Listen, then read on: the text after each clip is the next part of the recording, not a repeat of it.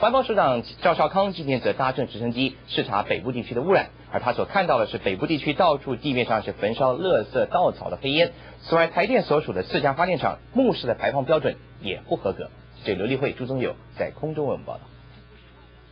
为了稽查空气污染，环保署长赵少康今天亲自搭上了直升机稽查大台北市的上空。这是赵署长上任以来第一次带兵出马参与污染的取缔工作。3架直升机由松山军用机场起飞，最南达到新竹以北，将北部地区的空气污染情形一网打尽。而在飞机起飞不到10分钟，第一个被取缔的污染大户就是台电的协和发电厂。3号机和4号机的2个大烟囱源源不断的冒出浓烟，空中机场人员立刻通知地面人员前往取缔。而在这一次的飞行当中，台电的深澳电厂、林口电厂以及中油桃园炼油种厂的目测污染也都相当严重。而最令环保署讶异的是，几个地方县市所属的垃圾掩埋场，包括基隆市湖口乡以及八德乡3处垃圾掩埋场，仅公然露天焚烧垃圾。其中尤其是八德乡垃圾掩埋场，因为风向的关系，严重的影响了台北市的空气扩散。环保署长赵少康今天在直升机上强调了整治的决心，不要因为稽查才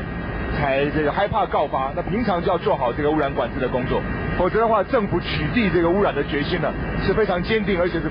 一定会持续来做的。3架直升机一共在空中飞行了将近2个小时，触目所见，大台北地区只能够用满目疮痍4个字来形容。除了污浊的河川，加上横贯在公路旁黑得发亮的大水沟之外，许多民间的砖瓦窑工厂也卯足了劲，为北台湾上空添加灰暗的色彩。环保署今天一共开出了19张罚单，但到底还要多久才能够让台湾的环保工作度过黑暗期呢？台视记者曾有刘立慧在台北上空的采访报道。